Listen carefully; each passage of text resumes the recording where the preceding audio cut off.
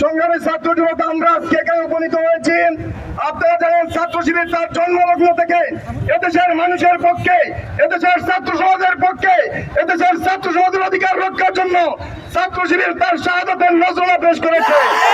ছাত্র শিবির বাংলাদেশের 234 জন শহীদ হয়েছে শুধুমাত্র এই দেশে ইনসাফ কায়েমের জন্য, এদেশের স্বাধীনতা সার্বভৌমত্বের জন্য। আপনারা জানেন শাহজালাল বিশ্ববিদ্যালয়ে ছাত্রদের অধিকার ছিল, তাদের ছাত্র অধিকার তাদের স্বেচ্ছুকে নির্বাচিত করান, কিন্তু আমরা দেখতে পেলাম সেখানে একটি দলের পরিচয় হাইকোর্টকে তারা ব্যবহার করেন ছাত্রদের অধিকার কেড়ে নিয়েছে।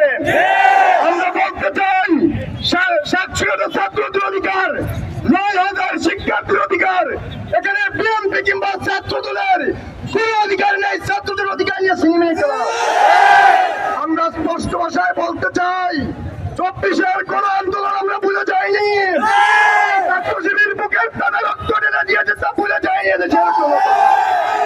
সুতরাং সেই দিকে আপনারা লক্ষ্য করুন। প্রয়োজনে ছাত্র শিবির আবার জুলাই নেমে আসবে, ছাত্র জনতা রাজপথে নেমেন, রক্ত ঢেলে দেবেন, প্রয়োজনে আবার আহত হবে, আবার শহীদ হবে, এদেশের মানুষের অধিকার ফিরিয়ে দেবে ছাত্র শিবির। আমরা বলতে চাই আপনারা হাইকোর্টকে ব্যবহার করেছেন, আপনারা রিট করেছেন, আপনারা ছাত্রদের অধিকারকে হরণ করেছেন। জানেন বিএনপি পন্থী শিক্ষকরা সরাসরি স্বাস্থ্যের এই স্বাস্থ্য নির্বাচন বানচাল করেছে তারা। আপনারা জানেন কবির সাজেদুল করিম স্যার, আমরা আপনাকে বলছি আপনি কোন দলের প্রবিধি নয়, আপনি স্বাস্থ্যের শাহজালাল বিশ্ববিদ্যালয়ের 10,000 শিক্ষার্থীর প্রবিধি। সুতরাং আমরা বিশ্ববিদ্যালয় প্রশাসনকে অনুরোধ করব, আমরা আপনাদের সহযোগী, আমরা আপনাদেরকে সহযোগিতা করতে চাই। আপনারা মেহেরবানি করে আজকে স্বাস্থ্য নির্বাচন 20 তারিখে হওয়ার কথা ছিল, আপনারা তো ষড়যন্ত্র করে বন্ধ করিয়েছে একটি রাজনৈতিক দল। সেই রাজনৈতিক দলকে আমরা অনুরোধ করব, জুলাই বিপ্লব পরবর্তী একটি নতুন বাংলাদেশের স্বপ্ন আমরা বুনেছি, সেই স্বপ্নের বাংলাদেশ গড়তে বিএনপি এবং ছাত্রদল বাধা হয়ে দাঁড়িয়েছে। আপনাদের যত শুভবুদ্ধির উদয় না হয়, প্রতিত সেই স্বৈরাচারের থেকে শিক্ষা গ্রহণ করুন।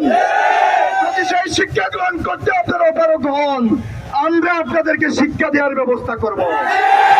আমরা আপনাদেরকে অনুরোধ জানাই, সবাই মিলে আমরা সমৃদ্ধির একটি বাংলাদেশ দেখতে চাই, কোন শ্রেণী বৈষম্যের বাংলাদেশ আমরা দেখতে চাই না।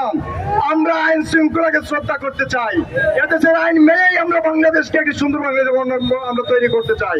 সুতরাং সেই বাংলাদেশ বিনির্মাণের জন্য আমরা স্বাস্থ্যের প্রতি এবং প্রশাসনের প্রতি এদেশের প্রত্যেকটি শিক্ষা প্রতিষ্ঠানের শিক্ষার্থীদের প্রতি অনুরোধ জানাচ্ছি, আপনারা জুলাইয়ের মতো করেন ছাত্রদের পাশে দাঁড়ানোর জন্য প্রত্যেকটি বিশ্ববিদ্যালয়ে আওয়াজ তুলুন, প্রত্যেকটি ক্যাম্পাসে আওয়াজ তুলুন, আর ছাত্রদের অধিকার ফিরিয়ে দিন।